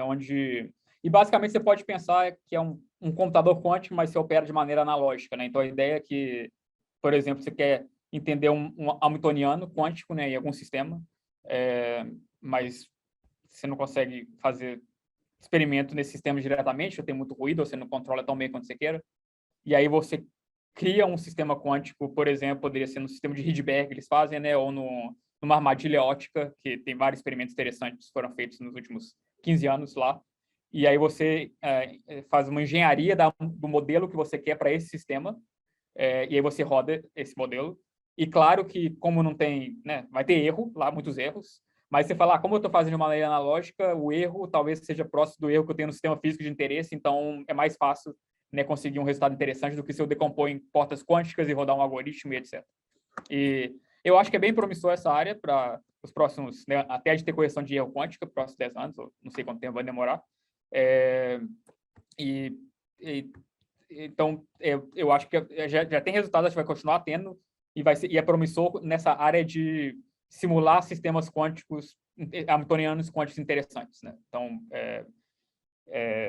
a segunda parte da pergunta foi com relação ao D-Wave, né? D-Wave faz uma coisa um pouco diferente, que eles têm de fato, o computador quântico pode chamar de analógico, mas a ideia lá é que você codifica um problema de otimização que você quer, basicamente no sistema de Ising clássico, né? Então, você quer calcular o ground state, o estado fundamental de um sistema de Ising clássico, de spin 0 e 1, e você faz isso através de computação adiabática quântica. Então, você começa os spins todos no estado e aí você muda de maneira bem devagar para o modelo de Ising que você quer. Tudo, claro, tem temperatura não zero. Então, computação adiabática quântica, temperatura não zero. E no final você tem esperança de achar uma solução do problema que você quer, do sistema de Ising que você quer, e que talvez isso consiga ser melhor do que os métodos clássicos que a gente tem para resolver o mesmo sistema de Ising. Então, um heurístico, né? A gente não tem nenhuma prova que isso vai funcionar ou não. Até hoje não tem nenhuma vantagem, e o motivo é que, por exemplo, no sistema do D-Wave, esse sistema de Ising é num plano de 2 dimensões, né? Então, o sistema de Ising em 2 dimensões, e esse sistema de Ising em 2 dimensões, na prática, a gente consegue resolver eles muito fácil, até dezenas de milhares de variáveis. Então só pela topologia do problema, não tem como dar um ganho quântico. Mas se você melhorar a conectividade desses qubits, que eventualmente pode ser melhorado, ou se você ir para um número muito maior de qubits, existe a possibilidade de ter alguma vantagem, claro. Mas é um método heurístico, né? Então a gente não sabe o que vai acontecer até tentar. Então quem trabalha nesses chamados de quantum annealers, né, eles têm essa esperança, e eu acho que vale a pena fazer pesquisa nessa área, mas até a gente sabe hoje em dia não tem nenhum ganho.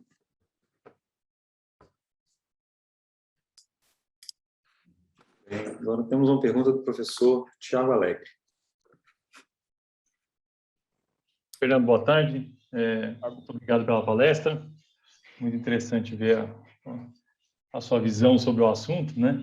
E acho que eu vou um pouco na direção, talvez, do que o Marco César comentou. Um pouco naquela comparação que você fez dos diferentes tipos de qubits e computadores, né, que você apresentou, né? E eu queria talvez sua opinião no sentido de tentar entender qual a sua visão do futuro desses sistemas e se você enxerga uma integração entre eles, né? Porque você vê, por exemplo, no caso do computador clássico, você tem lá o processamento local, mas a transferência de informação necessita de um outro tipo de sistema, armazenamento, outro tipo de sistema, né? Então, mesmo com supercomputadores hoje em dia que fazem simulações, o pessoal acaba fazendo localmente, porque é difícil você transportar toda a informação raw, né, que você obtém dentro do seu supercomputador para poder fazer o processamento. Então, eu queria entender um pouco sua visão, né, nesse sentido dos diferentes tipos de sistemas quânticos, né, e tentar entender qual é a sua visão também do limite dos supercomputadores, dos qubits supercondutores, na escala que você vê laboratorial, certo? Porque quando a gente fala de 20 bilhões de transistores, né, e agora pensar em 20 bilhões de qubits supercondutores num dilution free único, né, como que isso se compara, né? Qual que é esse tipo de escala das escalas que você vê? E permite fazer um último comentário, né? Você deu uma entrevista ali no Washington Post sobre o novo centro ali no Caltech, e você comentou muito sobre the deep pocket of das companhias, né? E eu só queria entender, quando você fala da quantidade de recursos financeiros das companhias frente ao Estado por si só, né? Se isso é uma coisa mais de curto prazo, ou seja, é um grande montante de dinheiro numa escala de tempo pequena, ou se você enxerga isso mais como uma coisa de longo prazo, em que você entende que as empresas investirão por um tempo maior em se comparando com o Estado, né? Qual que seria essa distinção? Hein? Obrigado, Thiago. Duas ótimas perguntas. Deixa eu começar pela segunda. Assim, talvez seja a versão não oficial como funcionário da Amazon, né? Mas com companhia você não dá para prever o futuro, né? Então, assim, pode ter uma crise gigante mundial em 5 anos e ela sem cortar recursos, não tem nenhuma garantia, né? É diferente acontece com o governo também, mas então não tem nenhuma garantia, né? Mas estando nos estados que elas têm hoje em dia, essas empresas de big techs, né? E sabendo e outros projetos que eles fizeram de longo prazo também, eu acho que é um investimento de longo prazo que elas pensam no momento. Não assim, pelo menos pela minha experiência própria, não é que eles não sabem quão difícil será e quanto tempo vai demorar, e etc. Eu acho que elas têm um entendimento relativamente realista e eles sabem que é um investimento de longo prazo, né? Então, mas claro que não tem nenhuma garantias. E esse é o motivo que eu acho que não tem como, pelo menos na próxima década, eu acho que vai ser difícil no campo acadêmico competir com a evolução do que vai acontecer dentro dessas indústrias, né? Porque realmente vai precisar de muitos recursos para escalonar esses sistemas quânticos.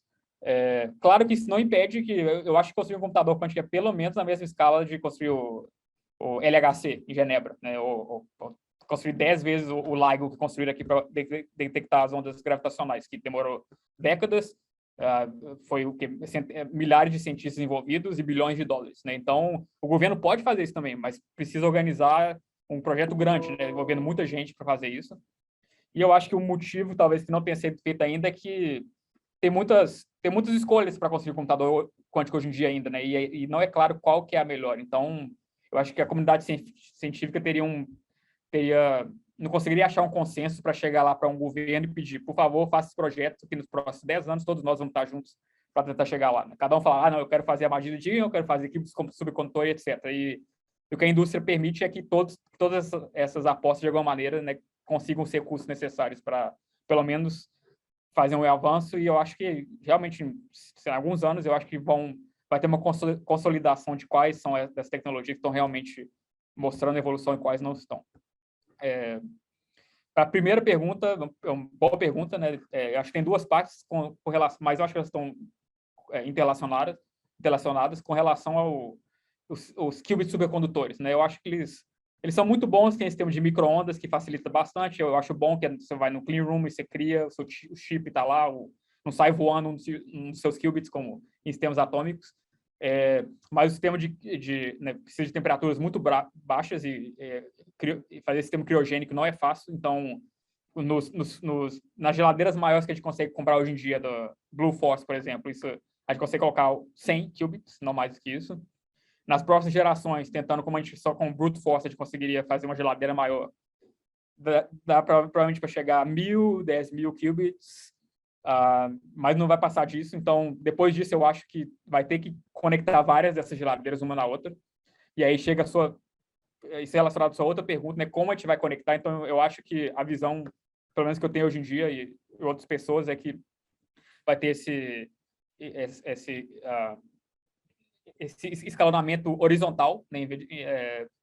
Que quer dizer, você vai ter várias dessas geladeiras, uma perto da outra, chips de talvez 1.000, 10.000 qubits, e aí você vai ter que conectar um com o outro, mandando, por exemplo, pode ser um microwave photon, né? Ou talvez, se você queira espalhar eles mais, aí mais chegando no que você estava falando, talvez tem que conectar, você tem que fazer um transducer que transfere do microwave para o óptico, você está mandando o óptico e de novo fazer lá essa tradução. Não é nem um pouco fácil, como eu acho que você sabe bem, né? E tem pesquisa nessa área, vai demorar ainda a desenvolver, mas é uma alternativa. Mas também uma outra alternativa que eu acho interessante, que está no nosso radar, é que essa ideia da memória, né? Então, não todos os qubits têm que ser iguais, né? Então, o transmon, que é usado nos qubits supercondutores, e ele tem muita vantagem, a coerência está melhorando todo ano, e eles são fáceis de manipular, e eles são rápidos, que é importante também, né? A gente esquece, mas o tempo da porta quântica é muito importante também. Isso tem melhorado. Mas, por exemplo, tem outro tipo de qubits, se você usa um oscilador harmônico, também nas microondas, tanto que pode ser usando um campo eletromagnético, uma cavidade, ou até vibracional, né? Então, tem experimentos onde a gente consegue um tempo de coerência vibracional, no grupo do Oscar, inclusive, que é 1 segundo, né? Que é 10.000 vezes maior do que do transmon. Mas, ao mesmo tempo, a gente não consegue manipular isso diretamente. Então, mas eu vejo isso como, por exemplo, esses podem ser no futuro qubits de memória, né? Onde se armazena a informação. Aí eles são vivem por muito mais tempo, ficam lá parados. E aí você tem os seus working qubits, que é o transmon, por exemplo. E a gente tem algum conhecimento teórico que, por exemplo, usando a fatoração como exemplo, hoje em dia, esse número que eu dei precisaria de 10 milhões de qubits para implementar. Se a gente tem uma memória, mas a memória que é com muito menos erro do que os qubits que são usados para a computação, tem um trabalho recente mostrando que a gente conseguiria diminuir isso para, acho que uma coisa tipo 500.000. Então, eu acho que realmente, para chegar lá, vai precisar de um sistema híbrido, né, onde a gente vai ter componentes de memória, componentes onde a computação acontece, componentes para conectar um core quântico pelo outro. E eu acho que tem pesquisa acontecendo nessa área, mas está bem no começo e a gente vai precisar de investir nessas áreas também para chegar no resultado final. Obrigado. Fernando, eu não quero abusar da sua disponibilidade. Não, eu tenho tempo, eu posso prazer terminar. Nós temos, mais 4 perguntas e serão as últimas 4, tá? Eu vou furar um pouco a fila aqui, porque apareceu uma pergunta aqui no chat da Isabela Missuti, que está na graduação ainda, mas tem uma pergunta legal que eu vou te fazer, né? Qual que é a maior dificuldade? Criar e inicializar os qubits, armazená-los ou fazer eles interagirem, ou ler eles? Depende do tipo de computador quântico que você quer construir, né? Mas deixa eu... assim, de maneira geral, é fazer eles interagir. Apesar que tem algumas exceções, né? Mas fazer eles interagir é quando você precisa criar essa interação entre eles, né? Mas fazer essa porta quântica de 2 qubits, mas você quer fazer ela com uma maneira mais precisa possível, né? E geralmente, quando a gente começa a olhar, a gente começa a fazer um diagnóstico, né? De como a gente consegue fazer cada uma dessas operações da maneira mais precisa possível, né? Então, a gente tem a error rates, a taxa de erros para cada um delas, né? Então, e geralmente a taxa de erros para essa porta de 2 qubits, quando tem interação, é que é a maior. Então, desse ponto de vista, é mais difícil fazer essa interação entre eles. Apesar que a gente poderia falar durante horas sobre esse assunto, né, que tem várias nuances que são bem interessantes, mas eu acho que, em geral, seria fazer eles interagirem no momento. Obrigado. Agora, nós temos uma pergunta do Pierre Luiz de Assis, professor Pierre. Oi, Fernando. Tudo bom? Joia? Achei legal que assim, o que eu estava querendo perguntar meio que foi bem, encaixa bem com o que o Thiago perguntou, né, da ideia de sistemas híbridos, o que a pergunta da Isabela foi legal ter aparecido agora também, porque em parte eu ia perguntar isso, né, você deu um panorama bem geral da computação quântica, ficou bem legal, E a gente tem aqui um monte de estudantes que estão interessados pelo tema e estão chegando, e em algum momento eles vão ter que escolher que pedaço desse problema atacar, né? E pelo que me pareceu, né, assim, pelo que dá para ver do panorama atual que você colocou, né, parece que tem meio que um tripé de problemas, né? De um lado você tem a questão de correção de erro, do outro lado você tem os erros em si, ou seja, a implementação das portas, e casado com essas duas coisas você tem qual implementação física você vai fazer para os seus qubits, e isso impacta muito a escalabilidade, né? Eu lembro que o Terry Rudolph, por exemplo, ele critica meio os supercondutores, porque ele falava assim, isso é legal, mas em escala pequena, vocês vão ver que o dia que a coisa ficar grande mesmo, o silício vai dar a volta por cima. E, bom, enfim, não por nada ele está lá envolvido né? Então, e a PsiQuantum, eles falam, não, a gente vai entregar o primeiro computador useful e vai ser Silicon Photonics, né? E claro, bom, dá para entender também que eles têm todo a parte de foundries, né? Assim, fazer uma coisa que seja compatível com o que já existe da eletrônica convencional seria muito legal, né? Para a gente poder aproveitar a capacidade instalada da indústria.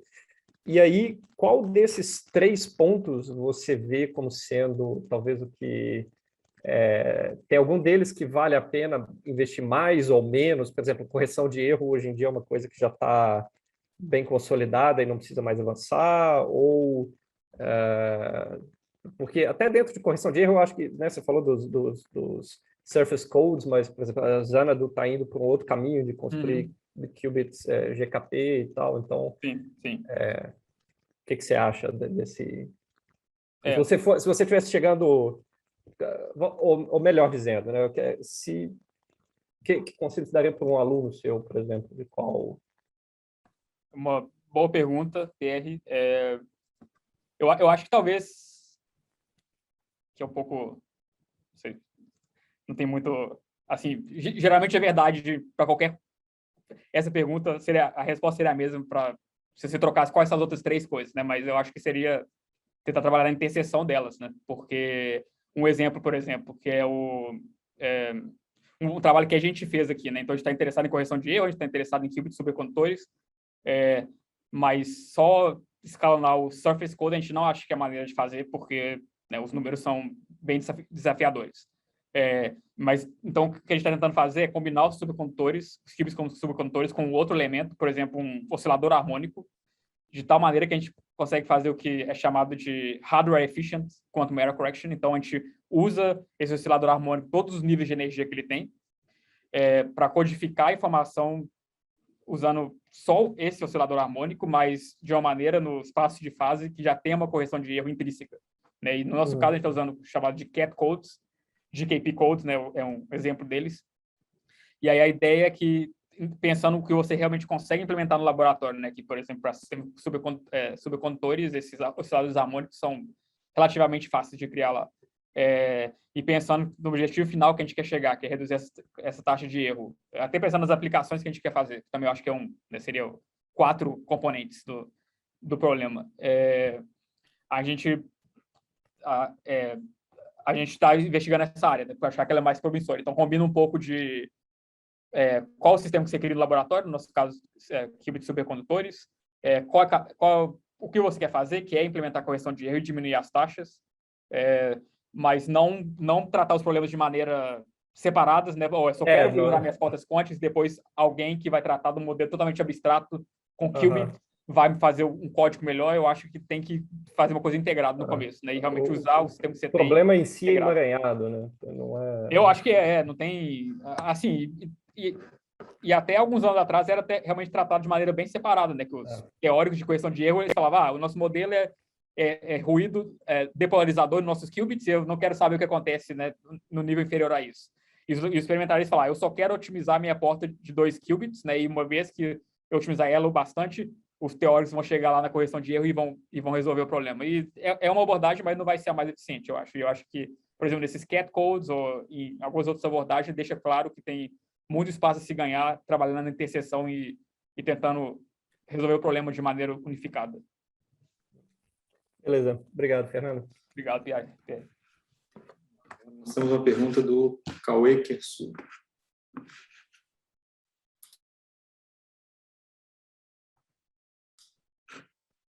Cauê?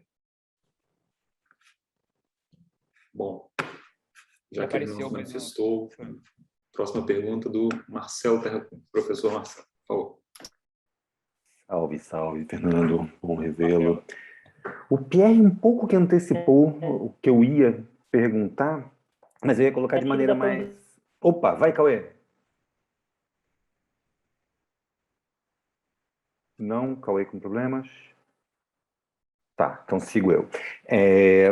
Eu ia te perguntar nesse sentido mesmo, de como é que está essa conversa entre hardware e software, né? Como é que se estão propondo pesquisas do tipo algoritmos dedicados a problemas restritos por hardware e, né, o quanto isso vem avançando, porque, né, uma das coisas que eu achei genial no paper de vocês, né, Supremacia, foi a ideia de só falta uma boa ideia, né? A gente tem máquinas que já não são simuláveis classicamente, portanto, algum grau de de processamento quântico da informação elas estão fazendo, e eu achei que isso foi uma excelente maneira de jogar para teóricos o problema, né? Para jogar para teóricos, inclusive do ponto de vista algorítmico, que é o que mais te agrada e tal. Então, assim, de fato, é virar o problema de cabeça para baixo, e acho que a gente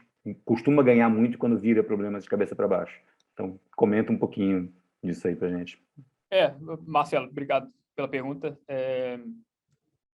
Teve essa conclusão, né, do trabalho lá da Supremacia, que é uma possibilidade lógica, né? Então é interessante propor isso, mostra de maneira clara, né, esse novo momento que a gente está, mas talvez um pouco muito otimista, na minha opinião, né? Eu acho que realmente com as taxas de erro que a gente tem hoje é muito difícil, porque assim, quando a gente...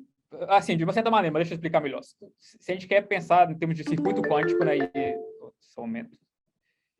um circuito quântico e implementar um algoritmo, né, uma coisa... Então, o que é um algoritmo? Você tem sua tarefa, que é uma coisa complexa, e você quebra ela numa sequência longa de portas quânticas. E com o ruído que a gente tem hoje em dia, no final é tudo white noise, se a gente realmente tentar rodar dessa maneira. Então, não é a maneira correta para mim de rodar. O que eu acho mais promissor...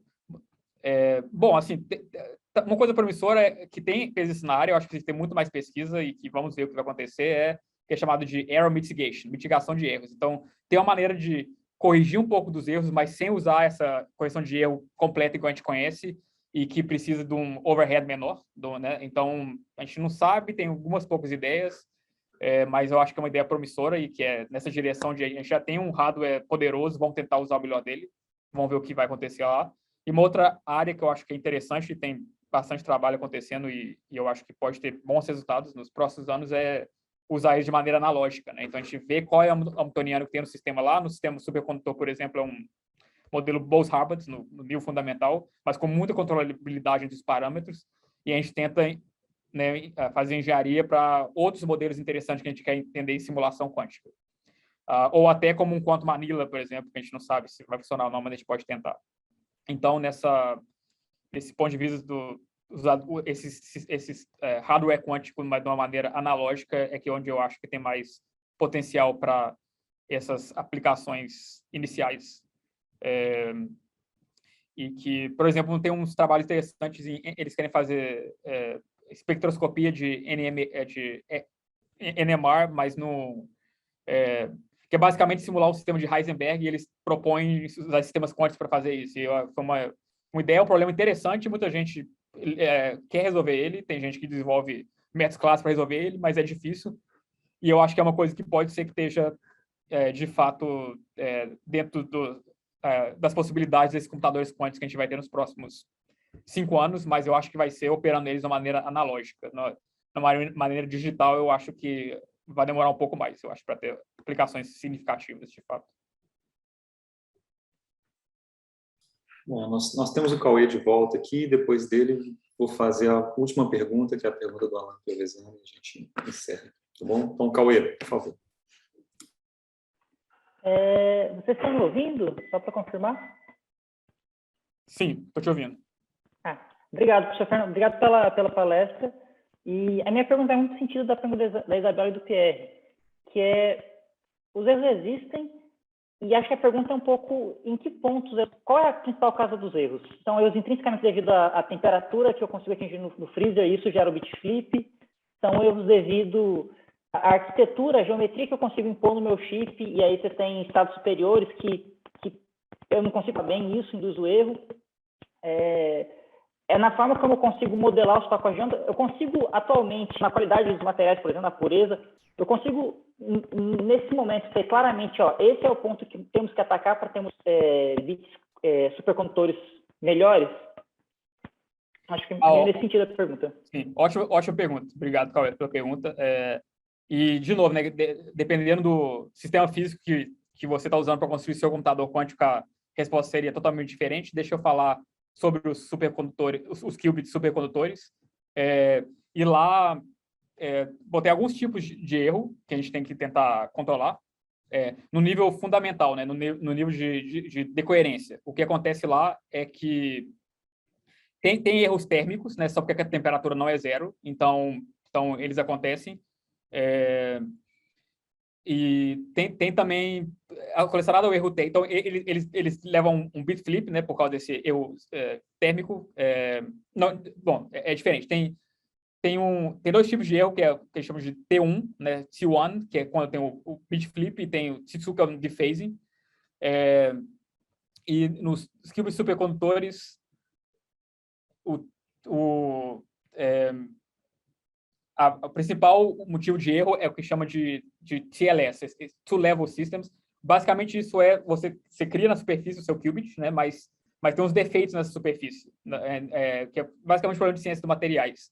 E aí, a gente não entende muito bem como um motivo, mas um bom modelo para eles é o que chama de TLS, é igual se tivesse um outro qubit né, na superfície, que interage com o seu qubit.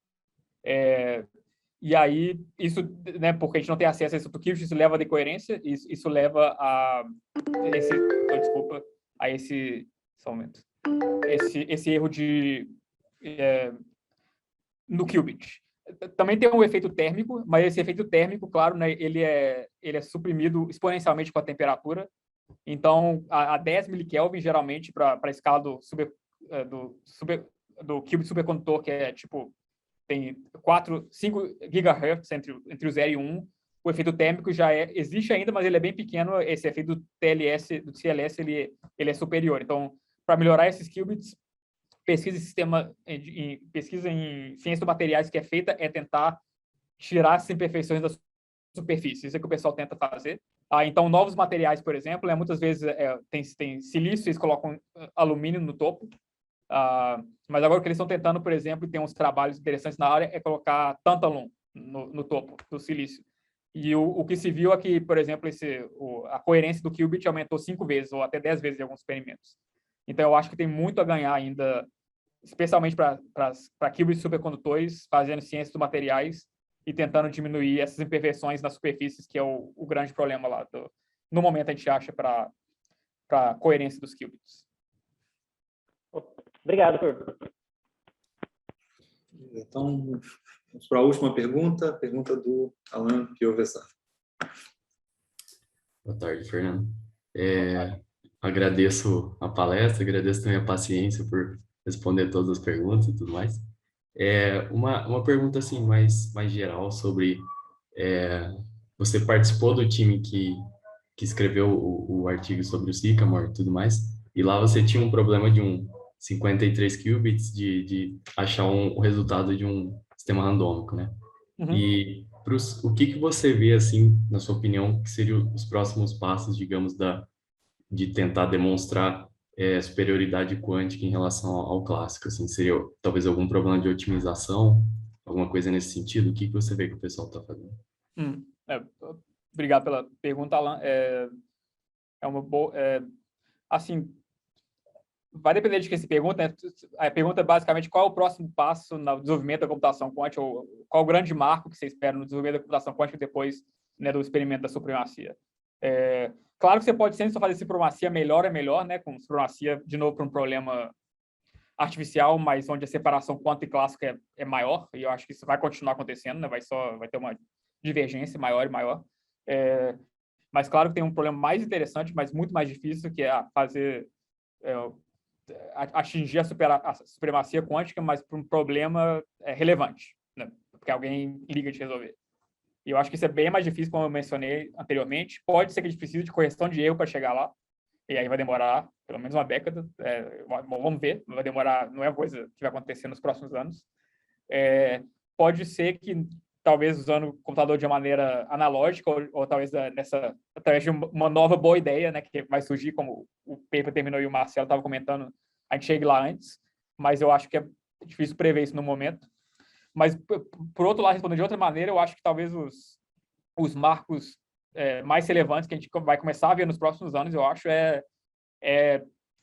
começar a ver correção de erro quântica funcionando, né? Então, tem vários experimentos intermediários que a gente pode fazer. A gente pode, por exemplo, criar um qubit lógico, e depois criar um qubit lógico que começa a ser muito, muito superior a qualquer qubit físico que a gente tem no laboratório. Eu acho que isso é bem factível que a gente consiga fazer nos próximos anos, e vai ser um momento muito importante, eu acho, de desenvolvimento. Depois a gente vai começar a ter 2 qubits lógicos, começar a fazer uma porta lógica entre eles, e essa porta vai ser muito, muito melhor do que qualquer porta que a gente consegue desenvolver no laboratório diretamente. Eu acho que também a gente pode... eu acho que tem chance disso acontecer nos próximos anos, e vai ser também um momento, um marco importante do campo. Então, vai ser interessante ver versões novas do experimento de supremacia, e eu não tenho certeza o que elas serão, mas eu acho que tem também esse outro caminho, que é começar a ver correção de erro acontecer no laboratório, que também vai ser muito interessante, e onde eu acho que tem um caminho claro para fazer acontecer. Muito obrigado. Obrigado. Beleza, acho que é isso então, Fernando. Mais uma vez, brigadíssimo pela disponibilidade, por ter aceitado nosso convite, ter vindo aqui apresentar esse excelente seminário para a gente. Bom, espero revê-lo o quanto antes, de preferência em pessoa. E é isso, cara. Obrigadão. Obrigado, Rafael. Obrigado a todo mundo. Espero a próxima vez estar aí presencialmente também. Boa tarde para vocês. Boa tarde. Tchau, tchau.